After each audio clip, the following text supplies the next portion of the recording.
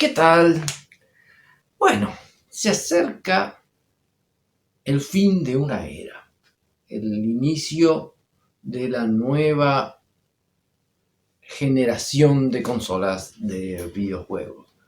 O sea, estamos en la parte final de la novena generación. A ver, la primera, la segunda era de la Atari, la tercera de la NES, la cuarta era de la Super Nintendo, la quinta era de la Nintendo 64, la sexta era de la Xbox, la séptima era de la Wii, Wii U, PlayStation 5, sí, la novena. Estamos por entrar en la 10ª generación.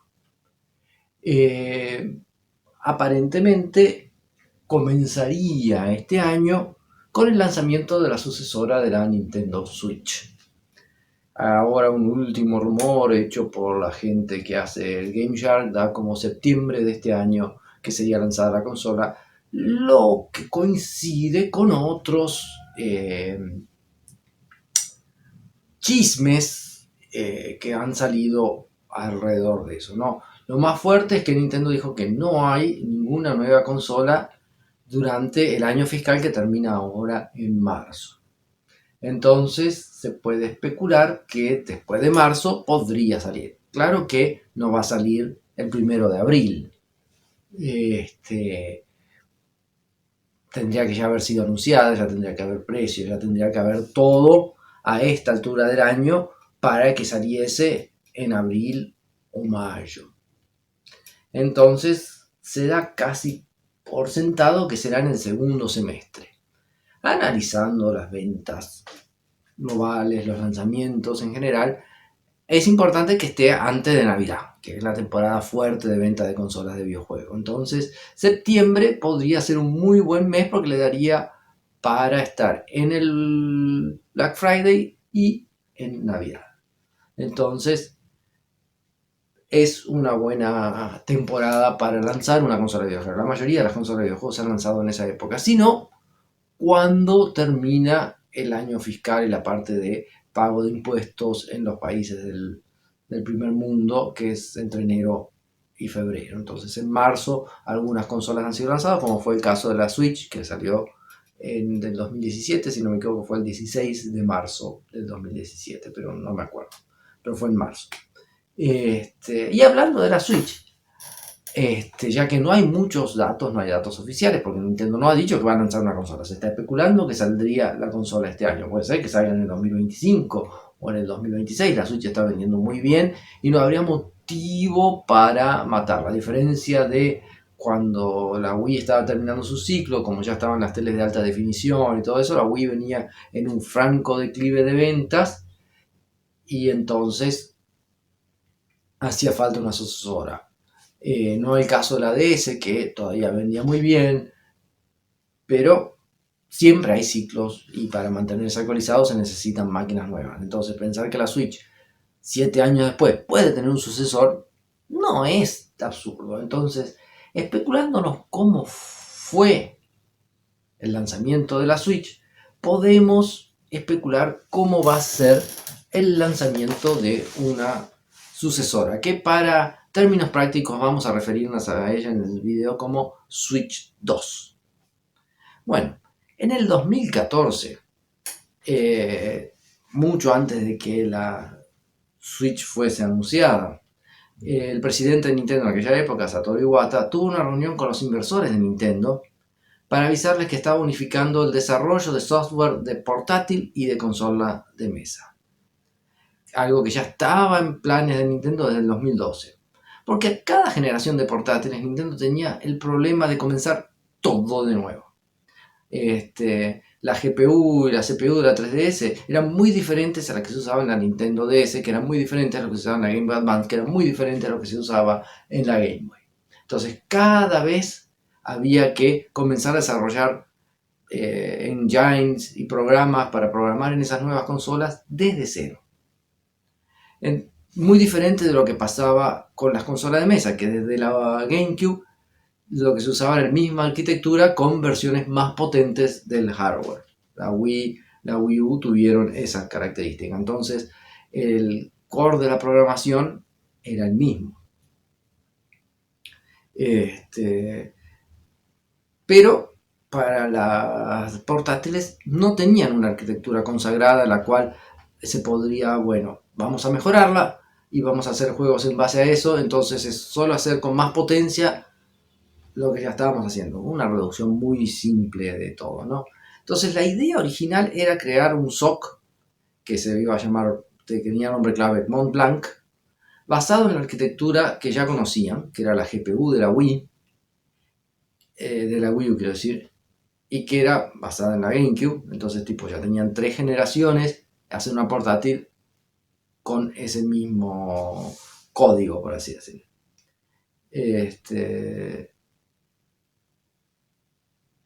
Iban a sacar todos los circuitos de ese chip que le hacen la compatibilidad con las consolas anteriores y lo iban a cortar más o menos a la mitad. Lo cual iba a hacer que esa portátil tuviese una performance inferior a la Wii U, lo que no es absurdo. Si vamos al caso, la DS tiene la potencia de una Nintendo 64 y era de la generación de la Wii, o sea, estaba 2 generaciones atrás en potencia con las consolas de mesa. Entonces, la sucesora de la 3DS, que sería contemporánea a la Play 5, a la Xbox Series y la consola de mesa de Nintendo que hubiese existido bajo esos paradigmas, sería menos potente que la Wii, que la Wii U.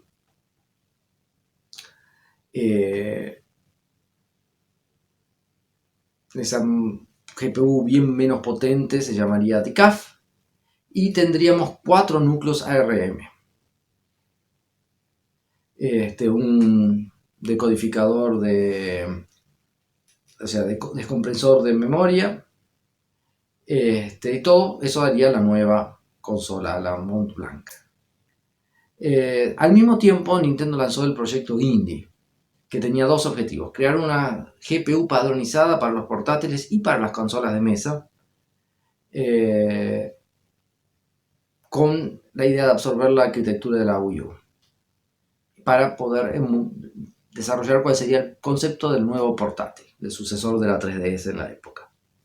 En eso Nintendo inventó un montón de cosas para probar y ver qué es lo que podían hacer, hasta encontrar algún concepto que los convenciese. Se hablaba de un portátil de pantalla única 3D, estaba aquel prototipo de pantalla oval que se filtró los papeles de desarrollo y se hicieron varios fakes en base a eso. Una portátil que hacía el streaming a la tele, al revés de lo que hacía la Wii U. Pero al mismo tiempo seguían trabajando en el Mont Blanc.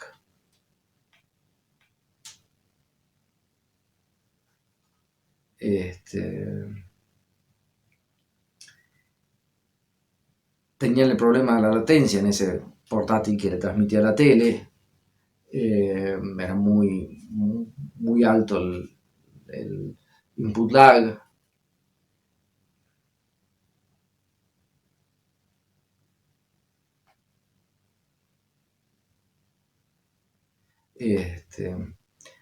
Bueno, a esa altura todo el mundo se estaba preguntando, ¿y la Wii U? Bueno, cuando la Switch iría... Espera, estoy saltándome el texto. Sí, y además de ese que transmitía, si estaban trabajando en una consola con un docking, que casualidad es lo que vino a hacer la Wii U. Eso en el 2014. Seguían trabajando con la idea de que Mont Blanc sustituiría la Wii U, y que usaría una versión más poderosa de la GPU de la portátil que vendría a sustituir la 3DS. Pero la idea de una consola híbrida ya comenzaba a formarse. Nintendo ya era familiarizada con la tecnología Tegra, que en el 2014 Nvidia intentó venderle a Nintendo, pero que por fallas en la seguridad Nintendo no aceptó.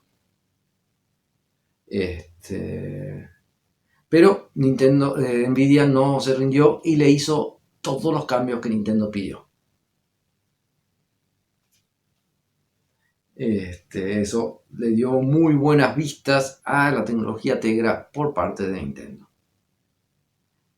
Para el final de 2014, el Tegra X1 ya estaba en producción para distintos proyectos de Nvidia. Y el proyecto Mont Blanc no estaba ni cerca de ser finalizado. No hay una razón explícita por la cual Nintendo desistió del Mont Blanc y se optó por el Tegra X1. Se especula que esa facilidad de producción fue uno de los motivos. Porque al verlo funcionando tenía la potencia para reemplazar a la Wii U y a la 3DS.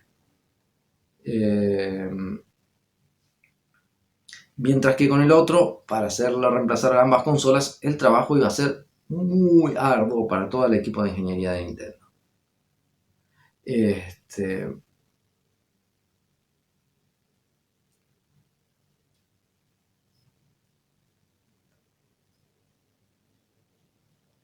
Bueno, y seguimos por acá. Lo que pasó es que, Nvidia le apostó todo. Ellos querían ganar ese contrato porque necesitaban ese contrato. No les estaba yendo muy bien en los otros mercados, el contrato que tenían con Google no estaba rindiendo y depender de la venta de placas de video en la época no les estaba rindiendo lo suficiente, lo que les podría asegurar un contrato con una grande que les demandase muchísimos chips, como AMD. AMD le fue muy bien vendiéndoles chips gráficos y después procesadores a todas las consolas de videojuegos, porque Nintendo comenzó con el chip gráfico ATI, que después fue comprado por AMD, en la GameCube, lo usó en la Wii y lo usó en la Wii U. Mientras tanto, Microsoft en la 360, en la One y en la Series X, siendo que ya para la One y la Series X también le estaba comprando la CPU, lo que le genera a AMD un ingreso de capital monstruoso, dejándolo muy por encima de lo que Nvidia tenía fijo, porque no es lo mismo, vos podés lanzar la mejor línea de placas de video, pero tenés que venderlas y venderlas en la misma cantidad que alguien que fabrica otro electrodoméstico te esté comprando chips. Esa es la diferencia, ¿no? Entonces, ellos estaban muy, muy desesperados para querer ganar ese contrato. ¿Y qué es lo que hicieron? Viendo todo lo que Nintendo estaba buscando, pues ya estaban en negociaciones, decidieron darle todo el conocimiento para poder desarrollar juegos para esa consola basado en el Tegra X1. Todo ese problema que Nintendo tenía con las portátiles que tenías que comenzar de cero, bueno, Nvidia le dio, acá está. Esto es lo que se necesita saber, esto es lo que se necesita usar para que los juegos puedan ser programados en la Switch y con eso ganar mucho, mucho tiempo. A eso le sumamos que Nintendo había juntado todas sus divisiones de desarrollo, esa solución de Nvidia, que ya había superado los problemas de piratería teóricamente, les daba las soluciones que necesitaban, y del otro lado Nvidia recibía un contrato que le daba una firmeza financiera que ellos tanto necesitaban en la época. Entonces, basado en esto, podemos especular que Nintendo no va a cambiar radicalmente la tecnología para la Switch 2. Porque ellos lo que buscan es la posibilidad de hacer muchos juegos de buena calidad y buena velocidad. No nos olvidemos que entre ports de la Wii U y juegos inéditos, la mayoría juegos inéditos, Nintendo estuvo lanzando prácticamente del 2017 a ahora un first party por mes para su consola. Ninguna otra consola de Nintendo tuvo tantos juegos first party como la Switch. Eso se debe a que Nintendo no tiene que dividir sus esfuerzos en dos consolas. Eso se debe a que todo el conocimiento de hardware se hace a una sola consola. Porque en la generación pasada, por más que la 3DS fuese mucho menos potente que la Wii U, el portear un juego de 3DS para Wii U era un suplicio. Y por la falta de potencia y por las diferencias de arquitectura, el camino inverso también lo era. Ahora, con un hardware mucho más ameno, y que es uno solo, eso se anuló. Entonces el tiempo que vos perdías con equipos especializándose en distintos hardwares, que a veces llegaban a ser mucho más que 2, porque no nos olvidemos que estaban la Wii, la DS, la 3DS y la Wii U convivieron en el mercado. Está bien que la Wii U y la 3DS tenían, la Wii U y la Wii tenían un hardware parecido, o sea, de la misma familia, por así decir, ¿no? En potencia, pero de la misma familia. Entonces, la evolución de programar para uno o para el otro no era tan complicada. La DS, la 3DS eran totalmente diferentes a todos los otros. Entonces, si estabas haciendo juegos para DS, tenías que aprender cualquier uno de los tres para seguir. O la 3DS, o la Wii, o la Wii U. Si estabas haciendo para Wii, podías mejorar las capacidades y hacerlo para Wii U, pero si querías hacer para DS o para 3DS, tenías que cambiar completamente la forma de programación. Todo eso quedó borrado bajo todos los cambios que Nintendo hizo, los experimentos y las soluciones que Nvidia le llevó. Entonces, es muy probable que la sucesora de la Switch tenga la arquitectura similar a la Switch, lo que ayuda mucho con la retrocompatibilidad y lo que ayuda mucho a que los juegos salgan a velocidad constante. Así que mi pálpito es que la Switch 2 va a ser una Switch 2 exactamente, el mismo concepto de híbrido, con mucha más potencia. Los rumores hablan de una PlayStation 4 o PlayStation 4 Pro portátil, lo que muchos van a decir, sí, pero ya está la PlayStation, chicos, pero estamos hablando de portátil, que consuma batería. Hay un cierto límite para la potencia que se puede poner en un híbrido o en una portátil, lo que lo dejaría muy por encima de el Steam Deck, dejándolo bien parado para aguantarse ports de la generación ahora actual, la novena, y los primeros juegos que puedan surgir de la 10ª generación de la competencia, como pasa ahora con la Switch. Que algunos juegos se pueden portear, otros no, pero va a estar unos 2-3 años antes en el mercado. Así que con eso comenzaría la 10ª generación de consolas de videojuegos, si es que el concepto de generaciones es válido todavía o si alguna vez realmente fue válido. Bueno, espero que les haya gustado el video y si tienen alguna consulta, duda o comentario sobre el tema, pueden dejarlo acá en la caja de comentarios o en alguna de las redes donde el video sea compartido. Si te gustó el video, por favor dale like y si te gusta el contenido del canal, compartilo, así hacemos crecer la comunidad. Muchísimas gracias por acompañarnos, nos vemos la próxima.